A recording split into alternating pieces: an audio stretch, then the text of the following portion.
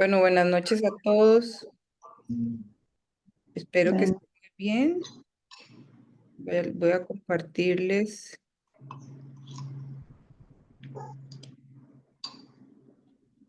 No sé si hay algunos que estén en computadora o la mayoría están en teléfono. teléfono. Sí, Computadora. sí, es que tengo una aplicación, pero no la hemos podido usar porque se usa más que todo en computadora, igual como yo estoy grabando al mismo tiempo. A veces me cuesta. Ok, sí, quería pedirles, recordarles de nuevo que por favor pongan el nombre en el chat para yo llevar la lista. Igual hago unas capturas de pantalla, pero para ponerles ahí. Bueno, voy a compartir.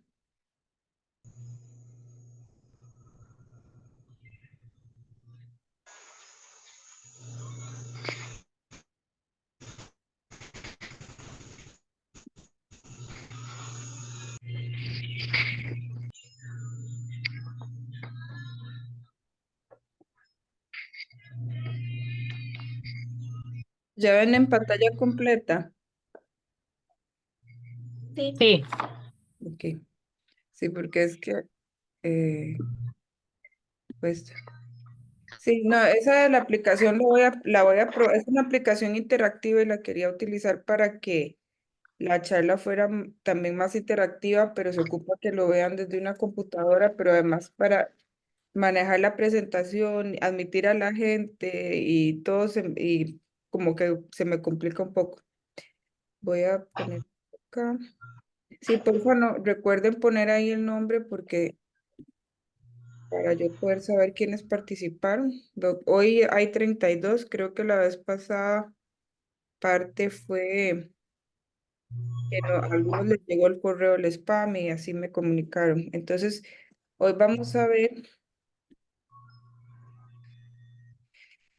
hablar más de para ver si es de la ecología del mono tití. La ecología, eco es como casa y el estudio de qué son las necesidades básicas que ellos necesitan, ¿verdad? Esas necesidades básicas provienen de exactamente como los estudios que conocemos, ¿verdad? Sobre los monos titís. Entonces, de ahí hemos visto qué será lo que ellos necesitan. Pero entonces, hoy es la parte 2 de necesidades básicas. Y bueno, yo les voy a hablar así como en un poquito de todo. El ámbito de acción es como donde los monos se mueven la mayoría del tiempo, ¿verdad? A veces el ámbito puede cambiar, o sea, el rango de hogar donde ellos viven, el área que ellos utilizan, donde ellos están utilizando. Entonces, a ver, cuando uno estudia cuánto es lo que ellos necesitan de bosque para poder vivir, digamos que este ámbito de acción y rango de hogar se usa como para determinar qué es el tamaño de bosque que los monos necesitan. Esta slide es como básica y lo vamos a ir viendo. Digamos, qué necesitan en ese tipo? Después, ¿qué tipo de hábitat? Que nosotros ya vimos un poco, pero ahora también vamos a hablar un poco más del tipo de hábitat. La riqueza y abundancia de especies consumidas, o sea, cómo tiene que ser Esto esa, es un lápiz. cómo tiene que ser esa riqueza. Les recuerdo, porfa, si pueden apagar el micrófono. Si no, yo los apago. Ya, ya los apagué a todos, perdón. Igual pueden hacer preguntas y abrir el micrófono y volverlo a apagar, cualquier cosita. Entonces, después la conexión espacial, o sea, si ellos necesitan estar conectados o no, el tamaño de tropa, eso es algo importante. ¿Cuántos individuos en una tropa tienen que haber para uno decir, bueno, está cumplida esa necesidad básica? Y a esta charla yo le puse necesidades básicas como pensando en qué es lo mínimo que necesitan los monos titís para estar bien. Yo creo que muchos de ustedes se pueden imaginar esas características y igual las vamos a ir viendo. Y los dormideros, que también lo habíamos hablado, es como una necesidad básica porque es algo que les ofrece el refugio. Entonces, bueno, ya habíamos visto que el mono tití es una especie endémica de Costa Rica y Panamá. Entonces, una de las necesidades básicas del mono tití era estar en áreas menores a 500 metros sobre el nivel del mar. Entonces, yo les comenté el otro día que los monos titís últimamente se han ido encontrando alturas mayores y aquí en Costa Rica la altura mayor que se ha reportado es cerca de la estación biológica Las Cruces a 1142 kilómetros metros sobre el nivel del mar y ellos viven en un área menor de 8000 kilómetros cuadrados. Por eso es que se llama una de las especies más amenazadas, ¿verdad? Entonces, estas dos subespecies pueden tener acá, como estuvieron reportando ustedes, que hay lugares hacia arriba del río Terra donde ellos podrían estarse encontrando, sobre todo cuando vaya subiendo más la altura a las que ellos viven.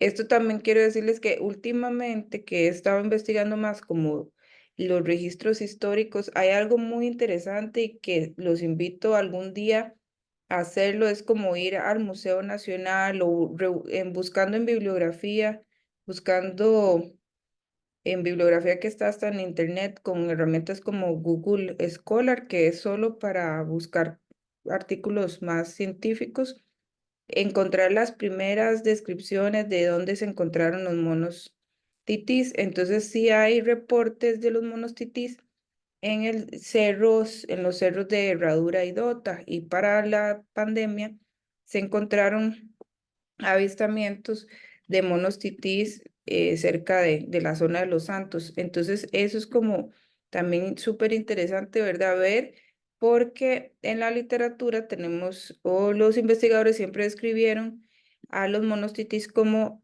especies de áreas de bajura, pero y que ahora las observaciones que se ven en áreas más altas es porque el cambio climático va permitiendo que en mayores alturas haya una temperatura más adecuada para que ellos también vayan visitando ahí, que vayan cambiando ciertos parámetros como la composición o la abundancia de las especies, entonces que ellos van colonizando como áreas más altas, pero otra hipótesis podría ser más bien que como ellos están de cierta manera recuperando en algunas partes, ¿verdad?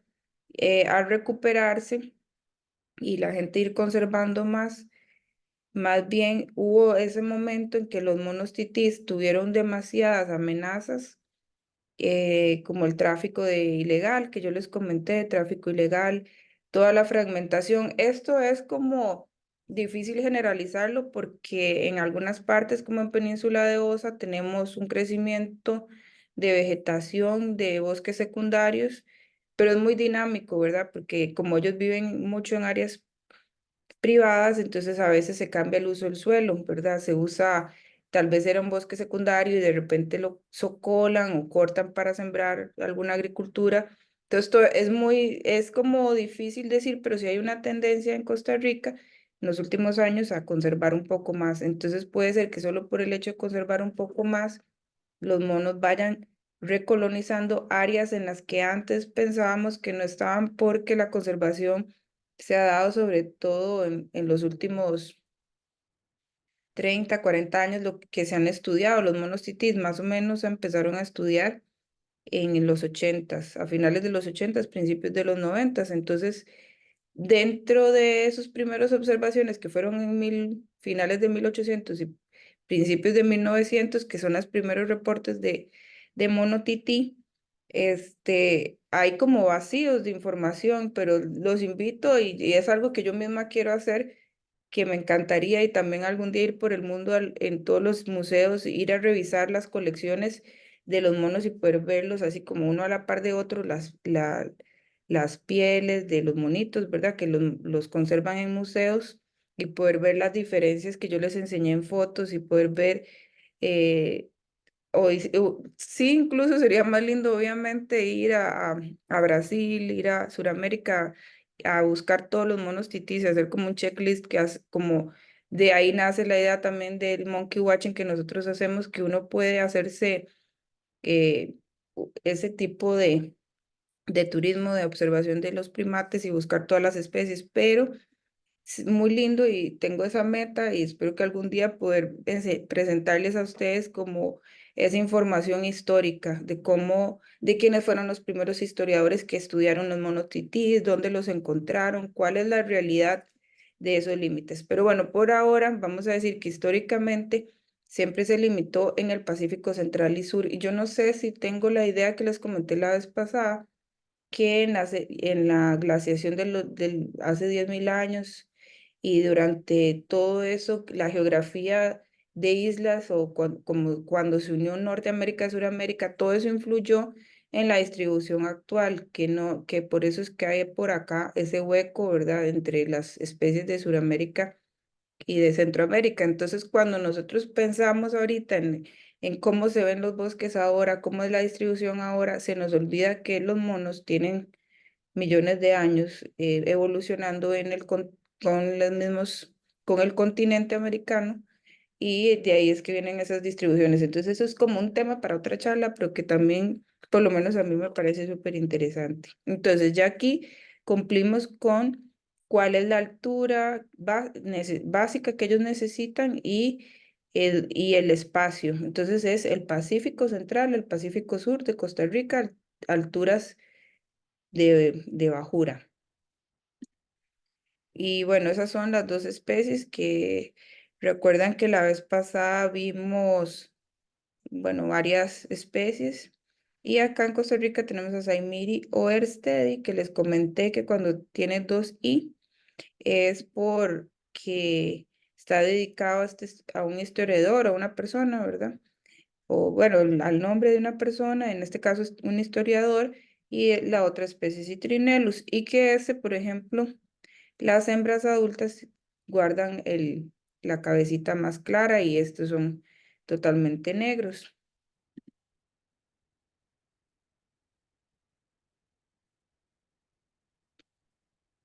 Ok, bueno, no, no, estoy revisando el chat también, pero a veces me recuerdan o prenden el micrófono si tienen algo y no los he visto.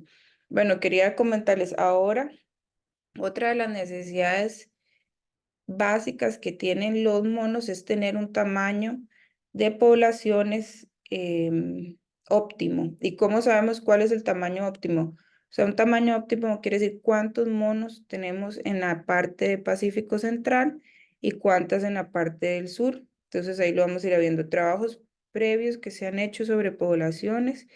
Como les comenté en Corcovado en el 83 y en Manuel Antonio a principios de los 90 y luego este es un estudio del 2003 que fue la maestría de vida silvestre al observar esta distribución. Entonces, digamos, dentro de la parte de Manuel Antonio fueron a ver varios parches de bosque y estos son los parches de bosque en los que encontraron monos, igual que este cerca de Ventanas de Osa. Pero igual como les había enseñado la vez pasada, si uno se mete ahí naturalista, aquí hay pocos avistamientos. Ellos acá ponen el límite del río Tulín y acá está el río Parrita, las montañas de Herradura, que es donde se supone que hay un avistamiento en 1890, digamos, pero al final, no recuerdo bien la fecha, pero a finales de los 1800. Y este sería como la curva de nivel de la altura, ¿verdad?, a la que ellos restringieron este estudio. Luego, Daniela, disculpe un ujú, toque. ¿Me permite hacer una pregunta? sí, sí, ¿quién es? Eh, soy Nelson. Ah, ok. La consulta es que si en Parrita hay de la subespecie Trinellus o es el mono, o sea, el mono Acuérdense titín normal. que de la que usted vio, la que usted me reportó, de cajones, que se llama ahí, Ajá, ajá. o sea, ya desde ahí hasta que, pues, Parrita, Manuel Antonio Tulín, es Citrinellus. La, Ah, ok. la subespecie Oversteady es de Ring de Terraba, hacia Panamá y Península de Osa. Ah, Pero ok. bueno, ahí también sería interesante porque ir a ver, ¿verdad? Casi no hay reportes. Yo ahora vi que sí hay reportes del otro lado del Terra. Entonces, o sea, sería interesante ir a ver bien esa área porque eso siempre Ujú. se los pongo como conclusiones porque yo nunca he hecho estudios en el Terra. Yo me he enfocado en la península de Osa, pero llegué a un punto en que, o sea, es que para mí la península de Osa es muy importante, muy interesante y es donde yo siempre trabajé y yo siempre me quedé en esta área que es de Rincón a Carate. Ya luego les voy a enseñar, ya empecé a salir como a esta área y esta área colinda con el Terra Basierpe. Las poblaciones que se ven en algunas veces en este corredor biológico que forma la Reserva Forestal Golfo Dulce, como decir en Santa Cecilia, a veces cerca de Rancho Quemado, Draque, en unos lugares que se llaman Estero Guerra, ya todo eso es como influencia de Terra Basierpe. Entonces, algunas poblaciones de Terra Basierpe suben un poco a esta parte, pero esta parte también es más alta. Entonces, normalmente, como en Santa Cecilia, unos poblados que se llaman Santa Cecilia, Mogos, cuesta ver a los monos titís. En Mogos se ven ya cuando uno pasa, como decir, la altura y baja Mogos hacia unas cataratas que hay ahí, pero ya eso es como bajando hacia el humedal, colinda con el humedal y es prácticamente humedal. Es donde está la laguna, ay, no sé si es laguna, no es que Laguna Chocoaco es en Rancho Quemado, pero digamos, todos esos humedales tienen incursiones de los monos, pero viene de Terra Sierpe. Entonces es otro como vacío que tenemos y que sería interesante, ¿verdad? Que alguien lo estudie o que eventualmente lo hagamos. Yo ahora tengo como interés de ir a Potrero Grande, más que ahí, que entre los que están acá en el curso de gente de las brigadas de Potrero Grande, y de Río Cañas y de muchos sectores que son del área de cercana a San Vito y de amortiguamiento del Parque Internacional Amistad. Entonces, lo que hay es como siempre la información de OSA. Bueno, y en realidad uno dice, hay esa información, pero otra parte que también es súper interesante es Punta Burica, porque en este lado de Costa Rica está más conservado, en este lado de Panamá está total. Voy a, y siempre, alguien cuando se acaba de conectar se les prende el micrófono y se interrumpen. Entiendo, entiendo. Entonces, bueno, yo estuve en Las Vegas de Parrita y vi muy, muy alta la población de mono tití, pero bueno, todavía no conocía la subespecie. Ahora sí ya la conozco, entonces, Sí, en Las sí, Vegas de Pavrita, sí, eso es como yéndose a San Ignacio de Acosta, que mi familia materna es de San Ignacio de Acosta, entonces yo siempre supe o sea, la gente de allá viaja mucho a Las Vegas y van mucho a Parrita y Quepos yéndose por ese camino. sí. Entonces, digamos, ahí siempre se ha reportado mono tití y yo he pasado por ahí, pero no he ido como en plan de De documentar. búsquedas. Ujú. Entonces yo nunca los he visto, pero a mí me han mandado mis primos, amigos que viajan por ahí. Y digamos, sí, obviamente, como le digo, se va recuperando y tanto así que yo sé que en la pandemia los niños llegaron a San Ignacio de Acosta.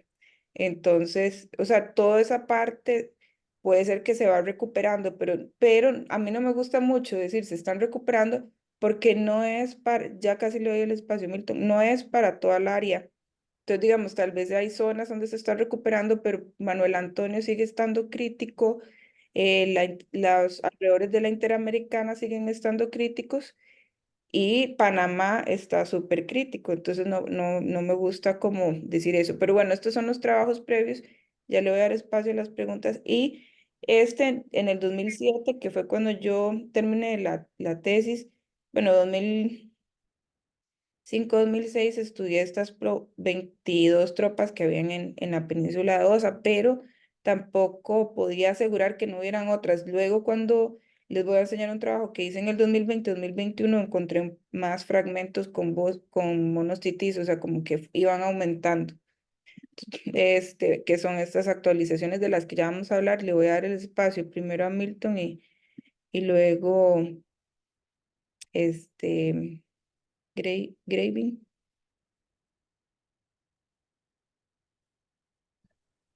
Profe, por ahí, buenas noches, compañeros. Yo lo que quería aportar era sobre el 6.000 Bersteri, que estaba en Punta Rica, usted lo mencionó, y yo lo he visto en Punta Rica, allá en la parte, digamos, en la Panamá, un pueblo que se llama El Baco, ahí igual como en Golfito, a la orilla de las casas, brincando en los patios, en los corredores, comiendo manzanillas y cosas así, guayabillas. Ajá. Esa vez que estuve ahí, lo estuve viendo tamaño rato para ver si encontraba diferencias aquí con los de vos, ahí no, ves, población muy parecida y todo. Lo único que sí, acostumbrados a la gente. Sí, en Golfito tenemos esa problemática. Yo incluso una vez que fui al depósito, hay un señor que no sé si siempre está ahí, pero estaba alimentando los monos frente al depósito, porque estaba vendiendo frutas y les ponía frutas, bananos y así, ¿verdad? Esa concepción de que los monos comen bananos que hay, ¿verdad? Por las fábulas y todo eso. Entonces, sí, en esa parte tenemos esa, este, problemática y en Punta Rica, del lado de Panamá. También he visto que se alimenta para atraer más turismo, entonces es complicado, pero sí también es importante, ¿verdad? Hacer esos reportes de la distribución, pero también como aportar de una manera sistemática. Entonces luego, al final del curso, sí hemos tratado, ¿verdad? Como de incursionar en ciencia ciudadana porque de más ojos viendo siempre es mejor, ¿verdad? Entonces, digamos, esto ya es para el 2020 y 2021 y creo que a finales del 2022 yo vine y trabajé acá. Yo cuando llegué a OSA, desde que llegué me dijeron, no, al otro lado del Rincón no hay, del río Rincón que está por acá, que está aquí, ¿verdad? Este es el río Rincón. Entonces yo nunca fui a esta otra parte. Entonces luego yo dije, bueno, voy a ir a esta otra parte porque en ciencia siempre se dice cero es un dato. O sea, saber que no está en un lugar también nos aporta un dato. Entonces, de hecho bueno, acá son como todos esos puntos son lugares donde yo fui a corroborar si estaba la especie. Igual acá. Obviamente en esta parte me quedé siempre cerca de los poblados y caminos, y entonces por eso les digo que es importante ver esta parte de humedal, que ahí sí hay bastantes monillos también. Entonces, digamos, lo importa, ahí ya son como dos cosas. Las necesidades básicas es que estamos viendo dónde viven, en dónde se distribuyen, cuáles son los tamaños de tropas, que lo vamos a hablar ahorita, qué son cuántos monos hay, porque eso es importante, ahorita lo vamos a hablar por qué y lo vamos a hablar en la tercera charla más. Y aquí eh, el uso del bosque. Esta parte es principalmente bosque primario, en cambio aquí está más fragmentado, entonces en esta parte encontramos más monos y en esta parte más monos titís y en esta parte no habían, básicamente en esta parte se reportan acá, pero acá hay una población que fue introducida de mascotismo en Rancho Quemado me han dicho que los han visto una vez, de todas las veces que yo iba a Rancho Quemado, o sea, más bien ahí decían que no habían. Luego un guardaparques me dijo que él había visto uno, pero que venía de Rancho Quemado, pero pegando hacia el humedal, y ese fue solo una vez, o sea, no lo veía muy frecuentemente, y yo tampoco nunca lo he visto. Y en esta parte ya empiezan a ver más, ya saliendo hacia Chacarita, porque están en todas las fincas, finca Punta Arenas, todas esas fincas, ¿verdad? Entonces, luego de ver como dónde los encontré, hice un mapa de esto es un modelaje, o sea, no es que es así, sino es una probabilidad.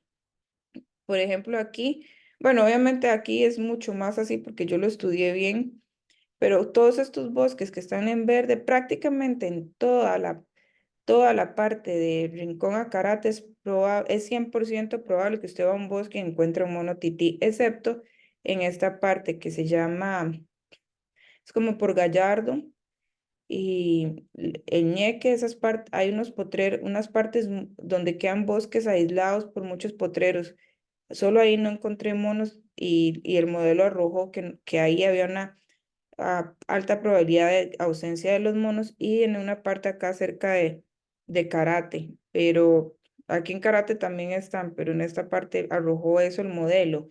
Luego, esto es para mono cara blanca, que ya tenemos otras partes donde no están.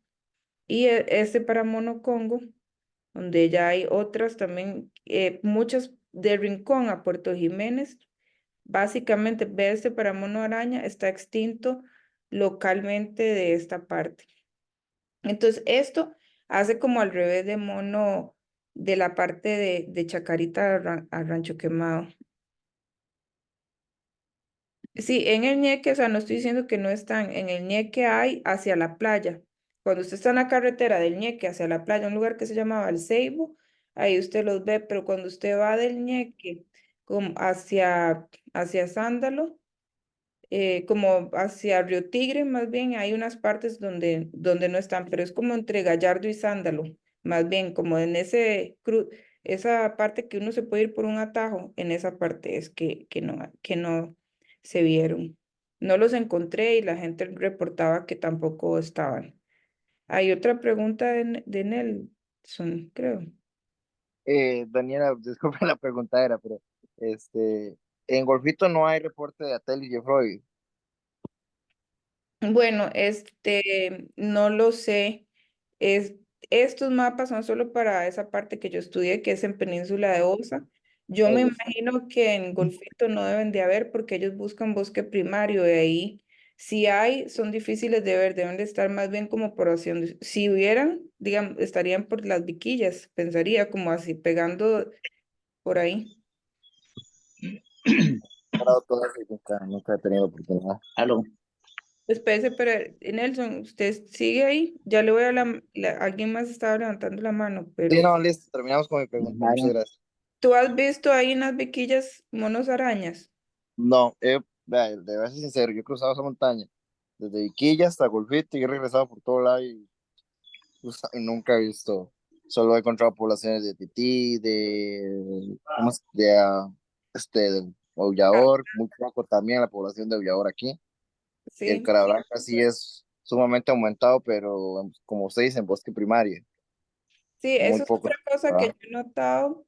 Por ejemplo, para mí el mono cara blanca en la península de Osa sí está como, sí es vulnerable bastante porque la gente lo considera una plaga y entonces también como que no es tan abundante. Y el mono Congo también naturalmente no es muy abundante y puede ser como un poco por la competencia con mono araña, porque uno va a Guanacaste y eso, o sea, el mono Congo es como ver un mono tití entre Rincón y Karate. O sea, usted ve los monos Congos en Guanacaste, ¿verdad? Bastantes abundantes, ahora que tienen mucha presión por la pérdida de hábitat, pero usted iba a cualquier lado, usted veía los monos ahí, ¿verdad? En el Congos en todo lado, en Osa siempre han sido menos abundantes, pero eso ya es como natural de la competencia que puede haber con mono araña. Y los monos cara blanca yo también he notado, pero no sé si es por la presión que les puso la gente. Los monos cara blanca son muy ariscos en Península de Osa, cuesta verlos, están más en bosques más maduros que lo que yo hubiera esperado conociendo de poblaciones de otras partes. Pero y sí. son sumamente agresivos también, eso he visto aquí en esa zona que son sumamente agresivos. Si usted se descuida, le cae una rama encima. Sí, bueno, eso también pasa con los monos arañas. Y los monos han tenido, como les conté, mucha presión también de cacería acá. No sé si Sí. había alguien más que había levantado la mano. Aló. Juan Jara, quiero hablar, sí. ¿Me Ah, Yo, escucha? Daniela, yo también. ¿Me está bien. escucha, Juan Jara? Sí, primero Juan y no sé quién más. Es Ok, que el otro bueno, día me buenas di cuenta noches. que cuando yo abro las ventanillas luego quedan grabados también, entonces no quiero estar levantando mucho. Así es, Grace. Ajá. Bueno, no, yo vivo en la Guaria de Piedras Blancas. eh, y entonces, en la finquita mía que queda hacia el norte de la carretera interamericana, cuando uno viene de Chacarita hacia Río Claro, Ujú. está la escuela La Guaria. No sé si se ubica por ahí. Sí, claro, yo una vez Ok, fui a una charla ahí. entonces ahí al frente de la escuela La Guaria, ahí arriba en mi finquita normalmente se maneja una tropa ahí de unos 30 a 40 monitos tití. Por ahí a menudo andan en mi finca, ahí en La Palma Yo tengo bosque ahí también, bosque secundario, pues es grande ya. Y también hay una manada de monos cara blanca, que esos son los que, si pueden, se comen a los tití. Y Ujú. entonces pasan los tití y los cara blancas andan por ahí esas manadas. Y al otro lado de la guardia, o sea, buscando hacia la montaña, hacia la gamba, ahí sí hay el mono araña. Pero aunque la guardia está del lado, como decir, De Chacarita hacia la hacia Río Claro, costa. digamos. Sí, pero quiero decir, del lado de la carretera hacia el cerro, hacia las alturas, Ajá. o hacia No, bajando. hacia las alturas. Ah, ya, como me mencionó la gamba ya sería como al otro Sí, lado. no, en el lado de la Guaria, hacia la altura, digamos hacia el norte, Ujú. ahí sí está el mono cara blanca. Por lo menos en mi finca ahí a menudo hay una tropa. Y el mono tití también. En cambio, hacia el sur, o sea, Sí, como cruzando el río Esquinas, ahí ahí, sí está los ahora, monos arañas. sí, porque bueno, ahí estaba viendo en el chat que Milton puso que él a veces, en 30 años, ha visto 5 veces los monos araña. Eso, con los monos araña. Probablemente no son muchos, ¿verdad? Porque ellos necesitan grandes extensiones de bosque y menos presiones. Entonces seguro no hay muchos y también deben ser muy ariscos, deben ser o sea, no les debe, no se deben demostrar, seguro más bien ellos lo oyen a uno y deben de huir. Entonces es difícil de Sí, ellos encontrarlos. tienden a huir. Ujú. Entonces es difícil verlos y encontrarlos y no debe ser una población muy grande, pero sí hay porque al santuario de vida silvestre de Osa, el que está en Caña Blanca, en el parque, en la costa, digamos, del Parque Piedras Blancas, ahí llegan monos araña silvestres. Sí, es que de la Guaria hasta la costa, esa parte ahí sí hay mono araña.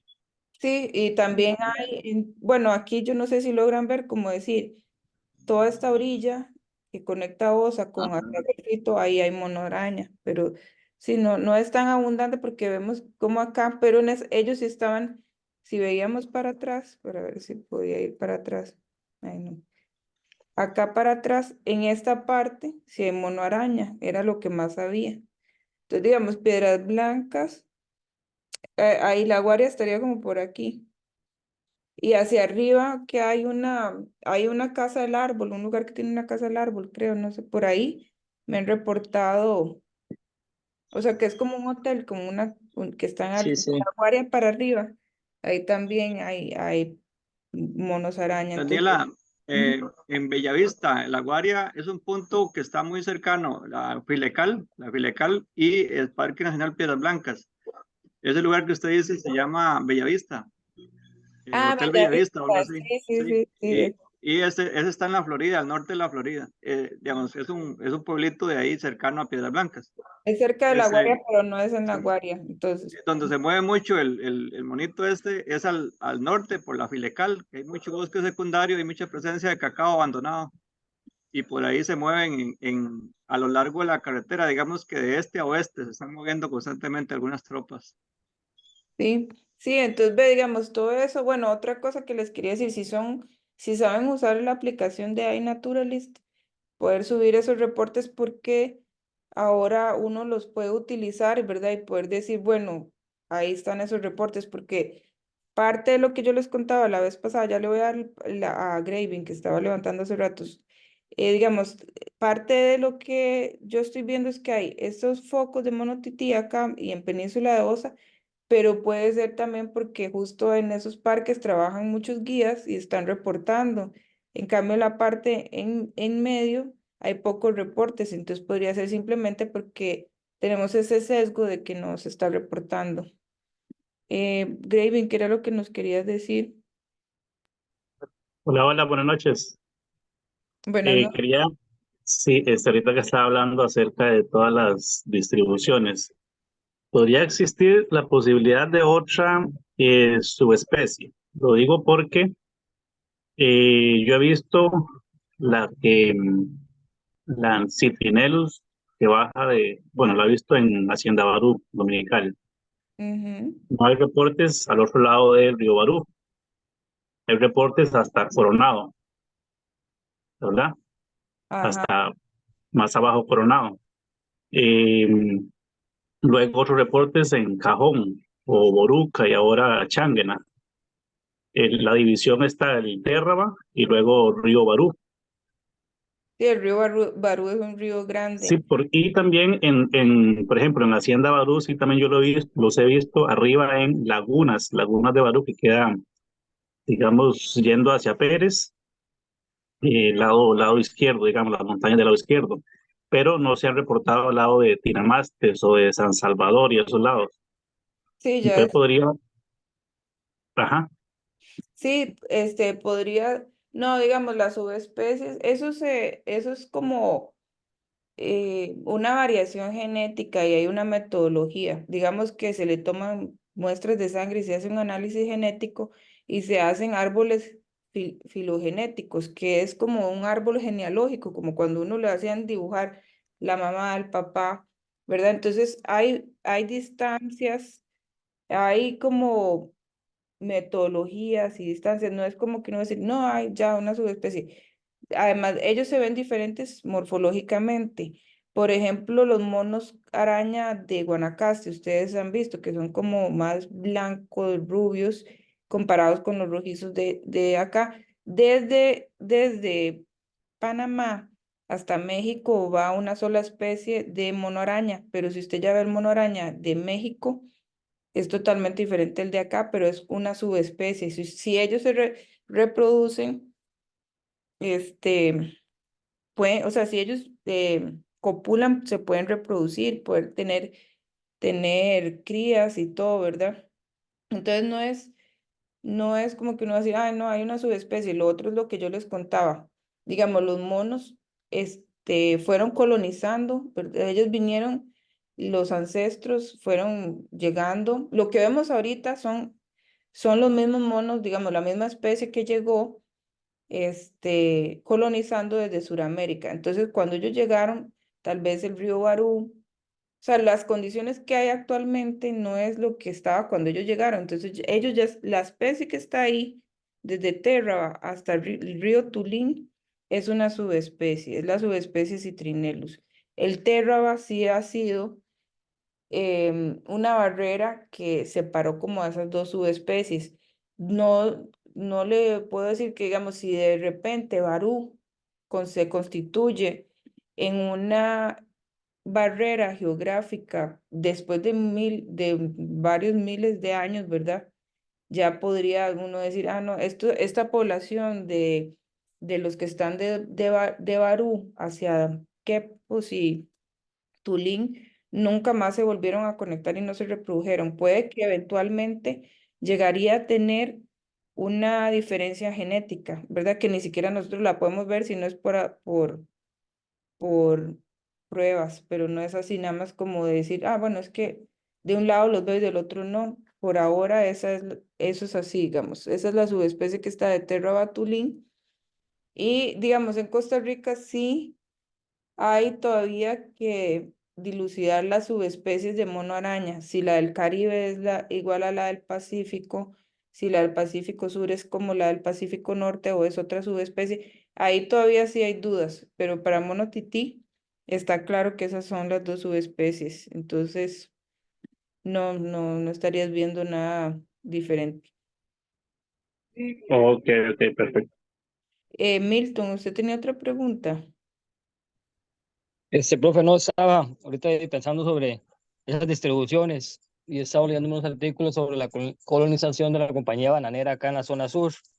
Entonces, todas esas poblaciones que están fragmentadas, yo pienso que en un momento se empezaron a fragmentar desde 1920, 1930, quizás cuando la compañía bananera vino y desarmó todos los bosques que estaban a la orilla, y por eso y quizás vemos poblaciones tan alejadas de un poblado a otro, esas plantaciones de banano y ese montón de agroquímicos y todo que se usaban en esos talleres, y no era bueno. Todo lo que es de palma ahí, casi que en su mayoría era plantación de banano inicialmente, y tal vez la palma ahora sí les ha dado digamos que un hábitat y un bosque, porque se sabe que van ahí a esas palmas, como dice el compañero, ahí pasan la finca comiendo las palmitas.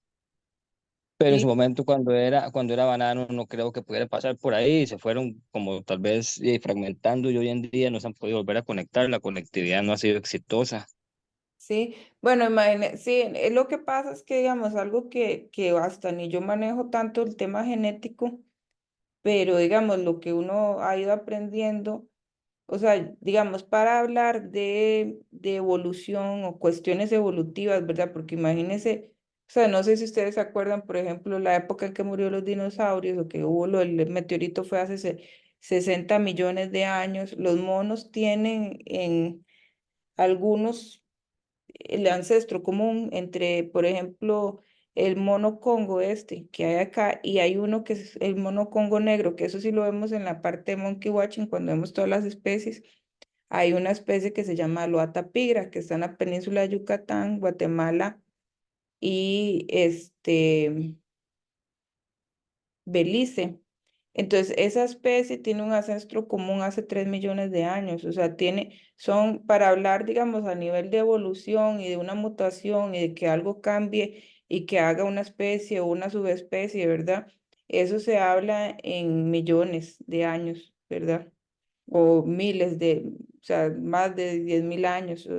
Digamos, no es como que si hace 80 años, este nivel de tiempo de 80 años, lo que sí nos afecta es, como usted dice, por ejemplo, en los 70 creo que fue que en Manuel Antonio hubo una epidemia de fiebre amarilla y que mató a una gran parte de la población. Después, ¿se acuerdan que en el 2008 murieron muchos monos ahí en Corcovado cuando hubo un efecto del niño? Entonces, digamos, esas cuestiones que son tiempos, escalas temporales más cortas, sí tienen impactos, pero son impactos muy inmediatos. Ya, digamos, para hablar de evolución o de especies y de cuando estas especies ya son tiempos, son escalas temporales de muchos años, que ni siquiera nosotros lo podemos ver, ¿verdad? En una vida. Pero sí es interesante, como eso que yo les estaba diciendo, sí es interesante eso que te interese sobre la historia de cómo fue en la bananera, porque supongo cuando salían cajas de bananos o así, pueden que hayan eh, sacado monos o todo eso es interesante para la parte histórica. Yo, yo no Que decía, profe, digamos que, sorry, yo no decía que esos monos están aislados y que ya ahora son subespecies. Yo lo que digo, la misma especie, esta Semidosterio citronellus, como sus poblaciones y se han ido parchando de lugar a lugar y probablemente debido a esas y cortes de bosque, pero sí, sí entiendo que siempre va a ser la misma especie o subespecie. En 80 años o 100 no va a pasar un proceso sí, bueno, evolutivo. y de hecho, digamos, lo que sí pasa, ¿verdad? Es que hay partes en las que, o incluso en centros de rescate, que tienen las dos subespecies se reproducen. O cuando uno libera, por ejemplo, a mí me escribieron el año pasado que habían aparecido unos citrinellus, unos oversteadys, yo los podía identificar físicamente como oversteadys si estaban en la frontera, pero yo no sabía, ellos decían que los habían traído del sur como de Terra. Cuando capturaron a las personas huyeron y no pudieron constatar que ellos, bueno, es una historia larga, pero como que estaban en una pulpería por ahí por la Cruz de Guanacaste, ya cuando uno casi que va a cruzar Nicaragua, y entonces unos policías vieron un carro raro, entonces el carro se fue y los policías se les pusieron al corte y después eh, ellos dejaron el carro botado o algo así y salieron con unas cajas por la montaña. El punto es que los policías no pudieron recoger, no pudieron saber. Y la persona que quedó ahí era un taxista que decía que era de la zona sur, que a él nada más le habían dicho esas personas que se los podían llevar ahí, pero que él no sabía ni qué transportaban ni quiénes eran, ¿verdad? Entonces después, a los días, como a los 2 días, aparecieron unos monos titis cerca de ese lugar. Entonces, bueno, ¿a qué voy con eso? Que digamos, como Saimiri oversteady es una especie y estas Citrinellus y Orstei son subespecies, es un cambio tan mínimo que ellos todavía se pueden reproducir. Y cuando ellos se reproducen, se mezcla la variabilidad genética que tiene uno con el otro. Entonces, digamos, no sabemos qué efectos tiene eso. Entonces, cuando uno encuentra un mono de un lugar y lo libera en otro, eso tiene un impacto que todavía no sabemos porque no todo está tan estudiado en Costa Rica. Faltan más estudios sobre todo ese nivel de genética porque es muy caro, se ocupan buenos laboratorios, muchos químicos, bueno, esos reactivos para hacer las cosas, ¿verdad? Entonces, es un tema muy interesante, pero sí, y no, y definitivamente los monocultivos que siempre han estado asociados como a poblaciones con poco desarrollo y que los perpetúa en esa situación, obviamente afectó muchísimo a nuestros primates, ¿verdad? Y todo lo que es el desarrollo y cada vez más. Yo les estaba comentando que cuando la última vez que fui a San Vito, que fue hace como un año, yo no sé por qué iba de medio camino y volví a ver como para atrás y era un mar de palma africana, ¿verdad? Entonces cada vez vamos cambiando la biodiversidad por un monocultivo y y eso va afectando a los primates definitivamente. Pero bueno, ahí, esta otra, ¿verdad? Lámina se las pongo porque para mí es como muy importante que el monotití e incluso los demás primates, las 4 especies de primates que tenemos en Costa Rica, este, cuando yo hice esas entrevistas, y que eran más de 110 en la parte de Puerto Jiménez a Carata y más como 40 de esa otra, o sea, 150 fincas diferentes que visité, que eran bastantes, la mayoría, más del 50% tenían 3 especies de primates que yo vi ahí o que ellos reportaban. Algunos no los pude confirmar, pero digamos que el método de entrevista es aceptado para esto. Incluso había un porcentaje, 23% tenían las 4 especies. Entonces, esto siempre para mí es muy importante porque en las tierras privadas estamos con un alto porcentaje de estas especies importantes, ¿verdad? Entonces, las personas, los finqueros son personas que están conservando nuestra biodiversidad y que son muy importantes para preservar estos primates. Entonces, esa es otra de las necesidades básicas que tienen los monos, que son las tierras fuera de áreas protegidas, ¿verdad? Entonces, ya hemos ido recorriendo algunas cosas. Luego, yo esto se los enseñé, si no me equivoco, la vez pasada, que era el número de tropas. Cuando yo llegué a estudiar era un promedio de 19, pero ha ido aumentando a 60 o como dice el señor, casi siempre uno de 30, 40 monos. Esos son como los tamaños básicos que ocupamos ir aumentando el número de tropas, porque el número de individuos por tropa. Cuando tenemos tropas más grandes significa que la calidad del hábitat es mejor. ¿Y qué es la calidad del hábitat? Que es lo que les mencioné en otra de las necesidades básicas. Un lugar con una alta riqueza de especies, la riqueza es número diferente de especies y una alta abundancia de insectos no tiene que ser solo en gran diversidad, digamos, diferente, sino que haya cantidad.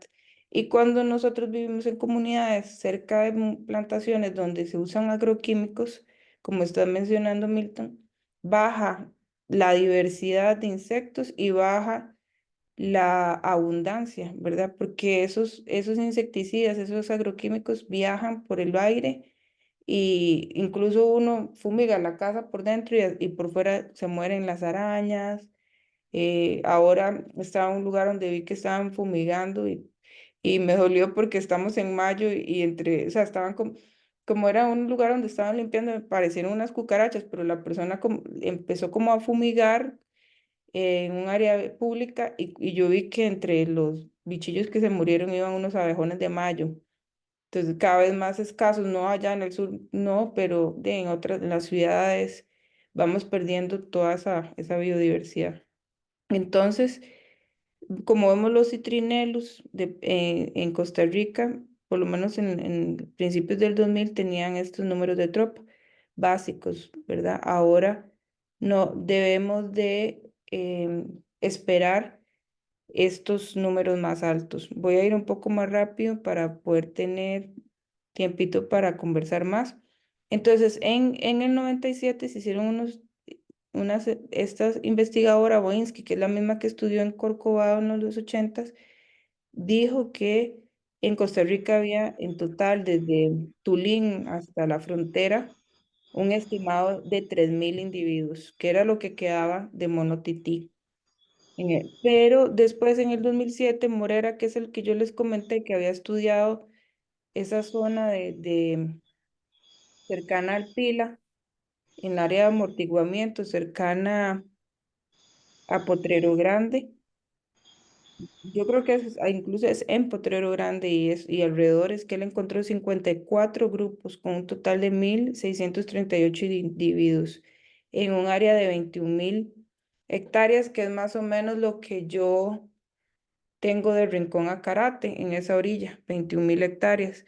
Luego, el profesor Ronald Sánchez, que nos ha también a veces apoyado en cursos, calculó para todo el país, también porque estuvieron haciendo un estudio como genético, 9.695 ya para 10 años. Siempre se ha dicho que Boyinsky los decía menos que lo que había, pero Sánchez en el 2007 ya encontraba casi 10.000 individuos y yo en esta área de 21.000 hectáreas encontré 58 fragmentos con bosques, con monos en los bosques, y ahí más o menos yo calculé que podrían haber solo en Península de Osa, sin contar Corcovado, 1.700 monos, tal vez entre Rincón y Carate. Es una estimación, ¿verdad? Con entrevistas, entonces eso habría que confirmarlo y de ver cuántos podrían haber en Corcovado. Yo creo que en Corcovado Boyens que había dicho que 500, pero habría que ir a hacer un estudio de Corcovado. Y luego Ceballos siempre en el 2019 informó que hay una disminución del 60% del área de ocupación, o sea, del área. ¿Se acuerdan que yo les enseñé como un mapa donde se ve, cuando yo les enseño la distribución de monotití, que les pongo todo el mapa de Tulín hasta Panamá, realmente como adentro está parchado, lo que queda es un 60% de hábitat disponible para ellos. Entonces es otra necesidad básica, proteger ese 60% que queda aún para ellos, ¿verdad? Y porque más bien se ha disminuido un 60%, más bien lo que queda es un 40%, ya estaba yo diciendo 60 es mucho porque solo en áreas protegidas tenemos 23% en el territorio, entonces en esa parte lo que queda es 40%, nada más. Entonces sí sabemos que las poblaciones se van perdiendo. Sí, en Corcovado las tropas tienen más de 40 individuos desde los 80 que los estudiaban, habían tropas de 60, entonces lo que habría que ver es como identificar cuántas tropas hay en Sirena y en las partes que La Leona, o sea, después se supone que de cara de Sirena hacia San Pedrillo no hay, tal vez en San Pedrillo sí, pero es decir, como en La Llorona, entre La Llorona, ahí no hay, se había reportado como extinto localmente. Entonces habría que ir a ver cómo está la especie ahí. El uso del hábitat, habíamos hablado que es un bosque secundario maduro para Manuel Antonio, y en Península de Osa usa más bosques secundarios jóvenes y mezclas de maduro con bosque. Y les había enseñado la vez pasada es esto, ¿verdad? Que es el estrato. Entonces, digamos, un bosque secundario se caracteriza porque la mayoría de los árboles son de diámetros pequeños y hay pocos de diámetros grandes y de alturas grandes. Entonces son como el bosque secundario que usan los monos titís. Entonces, esto se los quise poner porque, digamos, el Parque Nacional Manuel Antonio es el que sustenta la mayor parte de tropas que hay en esta parte o avistamientos, pero está rodeado nuevamente de palma africana, ¿verdad? Arroz y está básicamente desconectado y cada vez, como pueden ver, esto es todo, o sea, mucha cantidad de hoteles donde algunos alimentan a los monos, luego para conectarse como con los otros sitios y tendrían que cruzar el río, la palma africana, pero lo bueno,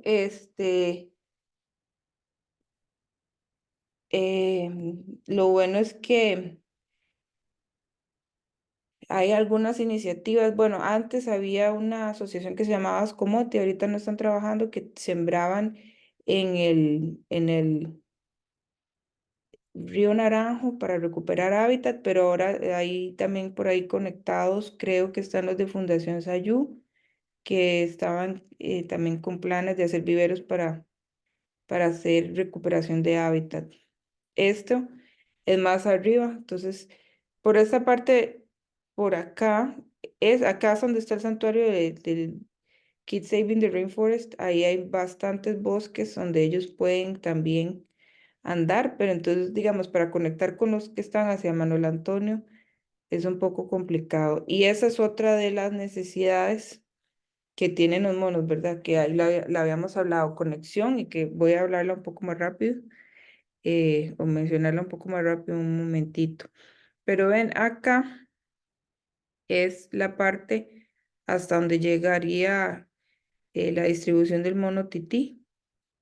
Y entonces todo esto está fragmentado, ¿verdad?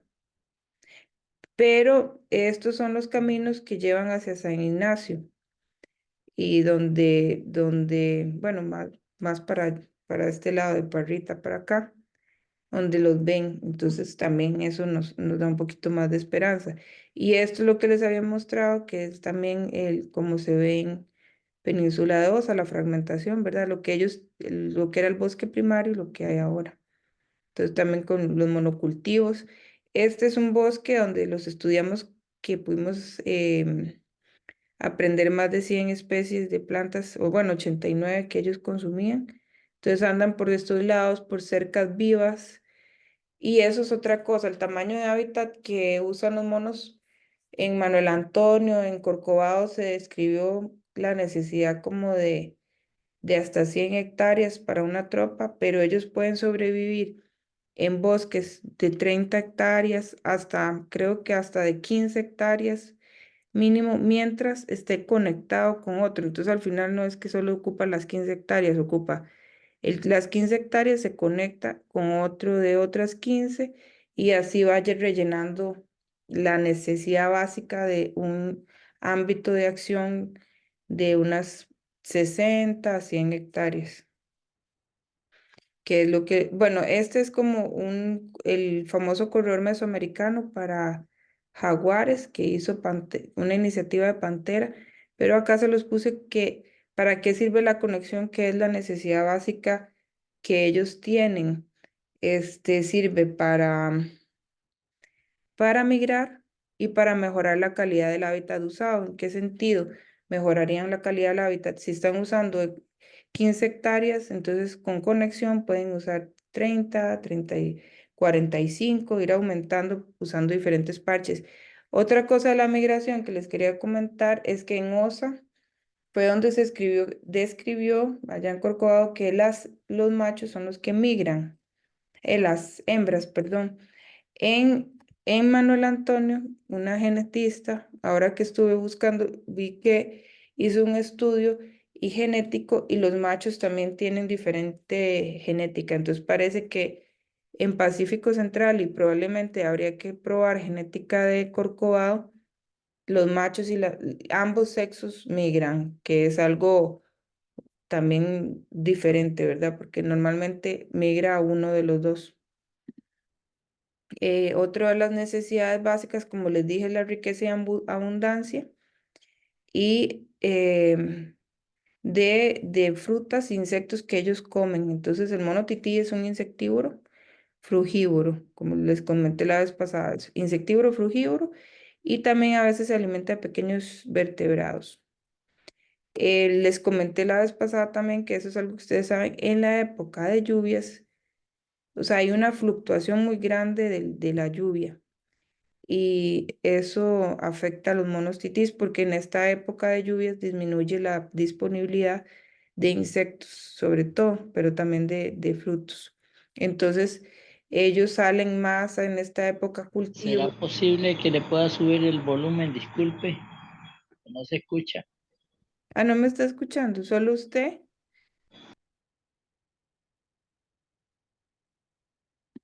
¿Alguien más? Yo escucho bien, yo escucho bien. Yo escucho bien, debe ser. Sí, sí, a veces tiene que subirle el volumen en el dispositivo o ponerse audífonos. Pero bueno, voy a hablar más duro. En esta fluctuación, ¿verdad? Que los afecta a ellos, hace que haya menos disponibilidad de alimento y ahí es cuando ellos salen y ahí es cuando también se dan electrocuciones, atropellos, sobre todo, ¿verdad? Hay épocas en el año en que sucede más, ¿verdad?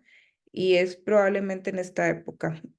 También cuando hay, por ejemplo, en septiembre, cuando hay mamones chinos, ellos a veces salen a los patios y tienen que pasar por tendido eléctrico. Entonces, esa es como una época en la que uno, y de hecho es más difícil para las electrificadoras podar en esas épocas porque con lluvia es más peligroso. Entonces, tener la prevención de hacer las podas antes de que empiece esa época. Milton. Pero ahora que veo ese cuadro y se habla de la fluctuación, ¿será por eso que casi siempre se verá los monos tití aquí en la península en septiembre y en octubre por el suelo? Es que yo los veo, yo trabajo en el campo y yo veo titís casi que todos los días. Y siempre están los estratos que ya sabemos, pero güey, yo he notado en septiembre, octubre, cuando llueve, o sea, literal, se los tapa uno caminando casi que por el sendero, ahí en las áreas abiertas, y ya después durante el año, otra vez arriba. Bueno, no le podría decir, tendríamos que ver, ¿verdad? Como con observaciones, porque yo sí los he visto en época seca también bajando a jugar. Tendría que ver qué es lo que están haciendo en septiembre, porque los monos titis sí usan, por ejemplo, en costas, como en Y Matapalo, es yo que, los he visto, yo los ¿verdad? he visto, como dice sea, bajando a jugar, pero es que en septiembre, en octubre, yo los he visto bajando a alimentarse, o sea, que lo que andan es caminando, moviendo todas las hojillas, levantando lo que se ponga y lo que se mueva se lo comen. Ah, sí, sí, Diferente a cuando bajan ahí a jugar, que se vuelven locos en el suelo. ah, Pero sí. en esta fecha los he visto comiendo, literal, solo bajan al suelo y a andar comiendo, y yo creo que era, vienen a comer al suelo, lo que hemos dicho nosotros.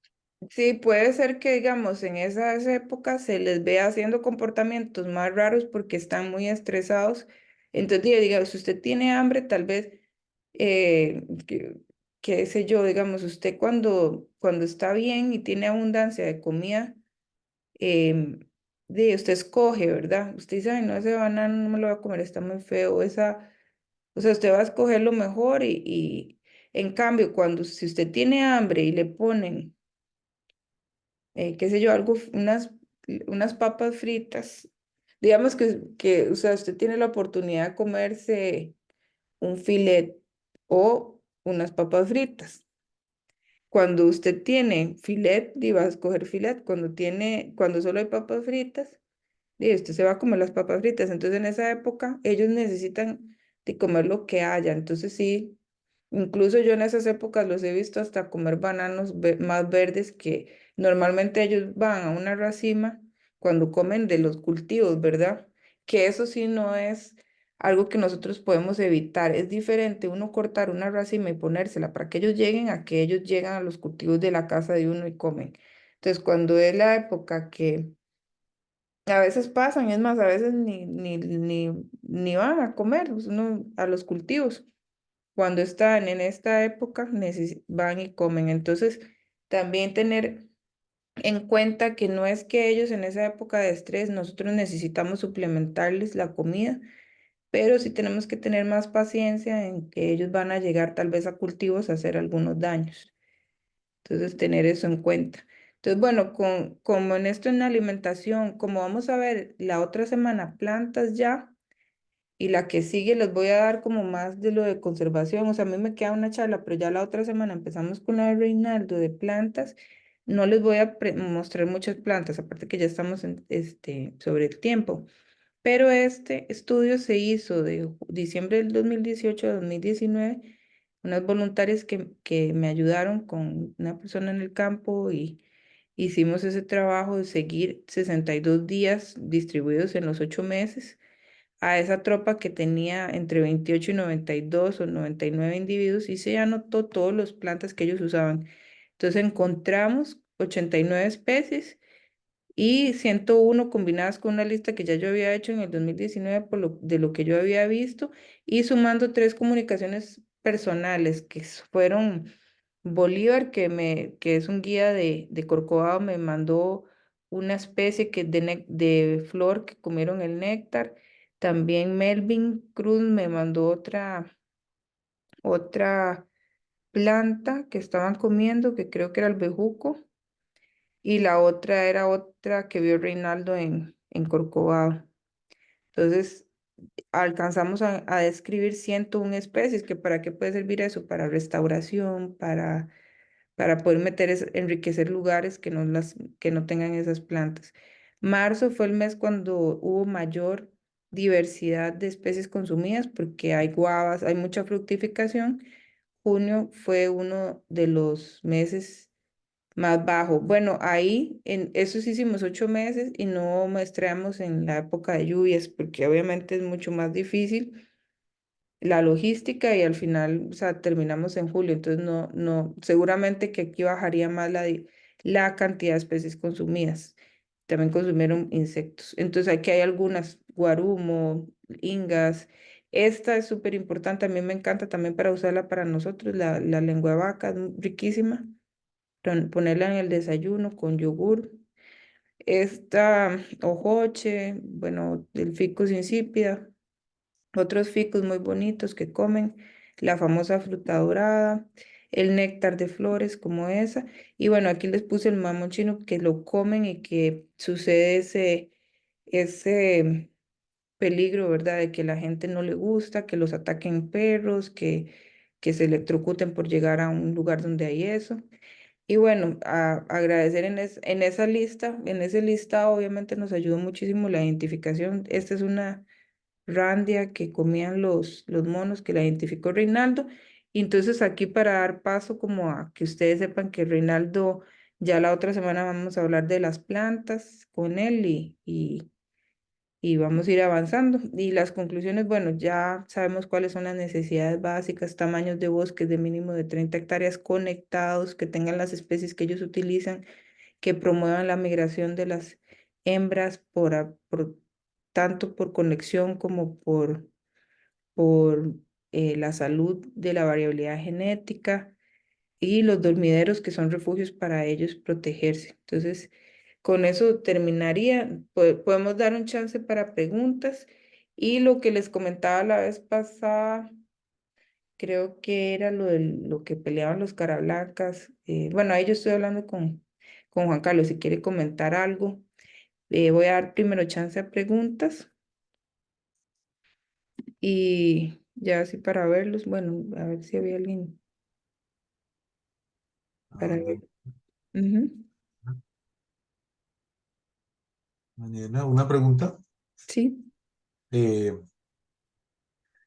¿Han estudiado los tití para acá, para las áreas montañosas cercanas a Panamá, del lado tico, obviamente?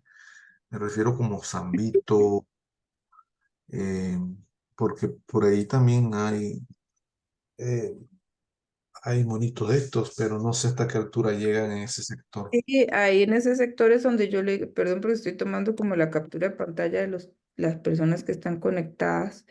Este, sí, ahí es donde yo le digo, ay, yo creo que se reportó en esta estación biológica, Las Cruces, está camino a San Vito, y eso es 1140 metros de altura sobre el nivel del mar. Ah, porque de ahí del lado de Panamá creo que llegaban a los 900 en su momento, del lado de Panamá. Así, del lado tico creo que está por ahí San Vito, hay varios poblados. Bueno, Pero, sí, porque es que justo de Las Cruces, luego uno puede volver a bajar, puede que San Vito esté más bajo que Las Cruces, pero uno sube y sube y sube y sube y Las Cruces llega a 1100 o el lugar donde ellos lo vieron, los investigadores que fue Ceballos, un investigador mexicano que lo vio a 1142 cerca de Las Cruces. Entonces, y sí, digamos, hay una parte, voy a fijarme en, voy a poner Google Maps. Para Ujú. decirle, hay una parte que sí es importante estudiarla cerca de Punta Úrica, pero no está a la altura está más como a la altura de la reserva de Conte, que también hay población indígena que utiliza mono araña, por lo menos para, no creo que a los titis los utilicen, pero digamos a nivel de la cercanía con Panamá, un sitio donde estaría interesante estudiarlos en Panamá. De hecho, hoy también estuve viendo una parte que yo dije, este camino, no sé si es de Costa Rica o es de Panamá, Claro. pero ahorita se lo enseño. Es que no, a nivel de San Vito es como bajo Boquete, volcán, como esta Ah, parte. sí, pero sería aquí por En Montevideo. cambio, lo que tú dices por acá es esta reserva. Yo no sé si esto es una reserva. Es, ¿Cuál? Es un cerro que se llama Las Latas. Es un cerro que está allí. y acá, por ejemplo, en esta parte podría ser que yo Es vi, es el cerro Las Latas, que tiene 600 metros de altura. Ahí hay monitos, sin y problema. yo vi este camino y vi que llegaba como una escuela. Ah, Decía sí, sí, escuela Brisitas o algo así. Pero sí, ves, esto que es frontera, yo no sé si es un camino. sí es una carretera que va desde Puerto Armuelles hasta allá. Pero eso es, esa carretera es del Panameña. Sí, creo que la hicieron binacional en ese sector, Bueno, pero por ahí yo nunca he la andado porque, mantienen bueno, los panameños. Los panameños la mantienen porque por ahí toda esa es población panameña mayormente. ujú, sí, aquí ves donde dice Escuela Buriquí, esa escuela parece que está al lado de Costa Rica. Sí, ese es Nove, ese es el área Profe, de... yo he pasado por ahí en bici y todo eso. Escuela Buriquí está al lado de Costa Rica y voy Ah, periódicamente ahí a andar en bici. Apenas vea monos, le hago un reporte de una vez. sí, por favor me avisa, pero aquí yo sé que hay monos araña porque una amiga los estudió los de Conte, pero los comían la población indígena. Pero ves la diferencia del lado de Costa Rica hay más bosque que del lado panameño. Sí, eso es cierto. A raíz de casualmente de la población indígena, que ellos más o más, ellos Cuidan. protegieron esa área. Ujú. Del lado panameño son gente que se dedica a la ganadería. Ve, yo voy A- a tener que ir con Milton ahí a la escuela Buriquí que me lleve. se llega bien. Niña, disculpen, Ujú. esa ahí de Buriquí, ahí ya con el INDER y las municipalidades se está abriendo ese camino, por eso lo ve ahí en el mapa. Ese camino, bueno, ahora se está trazando ya el proyecto para continuar 11 kilómetros más adelante de Buriquí. Ah, Exacto. ok. Entonces ahí ¿Con Ese quién, de camino, Conte, con quién ese estamos ahora? camino que ve, Alto Buriquí, ahí al lado de Costa Rica que se está haciendo la carretera. Ah, ujú. ok. Por ahora se llega solo de Panamá, pero sí lo están haciendo, terminando de armar los ticos también del otro lado. A ver, sí, entonces digamos eso, obviamente que la población necesita, ¿verdad? Pero siempre que uno habla de una carretera, entonces ya es un nuevo paso para trasiego, de ilegal de fauna, para fragmentación, ¿ve? Porque digamos, aquí está este bosque que es muy claro, que se acaba cuando se acaba Costa Rica. Esa, sí, Entonces, Daniela, una pequeña y- opinión. Bueno, yo he caminado digan el nombre, desde perdón, Alto, ese es Nelson. sí, soy Nelson. Bueno, yo he caminado desde Alto, bueno, creo que de Alto Conte he pasado por Buriquí y he llegado hasta Puesto la Playa y más por adelante. Hasta donde yo llegué a observar Monocity fue ya bajando a Puesto la Playa. Y ese sector Punta Mangle, bueno, de hecho una vez yo le hice una consulta a Ariel sobre si por X casualidad habían dado el, hay uno que se llama Jeffroy, que es de Panamá, que es el Sabuino Jeffroy, por Ah, cierto, yo le hice una pregunta. ajá. ah, Ese, sí, ¿dónde fuiste? ese fue un reporte que hizo el doctor, ¿cómo se llama? Jacobo. Pero esa fue una equivocación, ese fue un error según mi criterio. Eso fue un trabajo que se hizo ahí en la Vaquita que está ahí mismo cerquita donde está presentando. pero esa no, él en ese, yo pienso que él no verificó ese dato, él lo confundió con el monito tití chiricano, el monito del Saimiri. Eh, es lo que yo pienso, porque el monito tití, el Saguinus, si existiera, fuera muy común, porque es un animal muy resiliente, muy usuario de bosques secundarios. En la área de Panamá donde está ese mono, se ve mucho, está por todos lados, eh, pero acá nunca nadie más lo vio tampoco. Entonces, creemos que no fue. Sí, sí, yo me tiré así en esa expedición, así, puse de lado a lado para, bueno, y pregunté y ya el tití ya lo empecé a ver ahí ya en Punta Mangle, bueno, ahí se ve El, el el, tití- aullador el y sí, tití no teóricamente tuve suerte. el tití Por está ahí en vi el número de Ariel. todos esos bosques tienen mono tití, todos. Sí, todos estos bosquecitos. Sí, recuerden Sí. que en Panamá le llaman tití, tití también al mono. Tienen que decir mono tití chiricano, por eso, o decir el saimiri, porque en Panamá tienen esa otra especie que también le llaman tití. Sí, pero esa especie no está en Chiriquí no la tenemos, el Saguinus geoffroyi, ese mono solo está desde Coclé, casi el centro de Panamá, hacia Colombia. Ujú. Coclé más o menos, Penonomé, acerca un poquito más. Penonomé, por ahí donde dice Penonomé aquí Ah, aquí. Ujú. ese de ahí hacia Colombia hay Saguinus.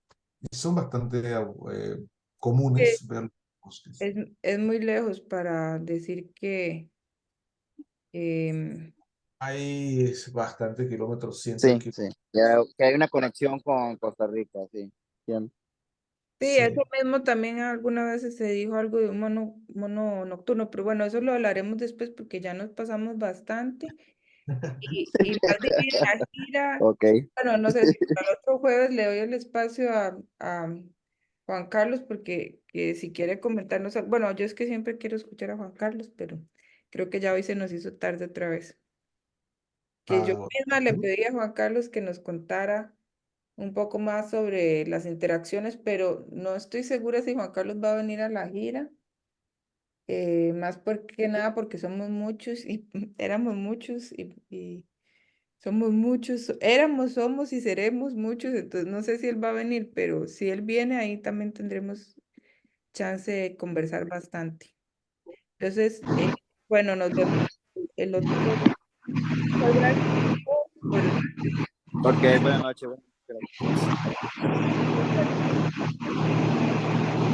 Buenas noches. Buenas noches, gracias. Gracias, hasta luego. Gracias. Bueno,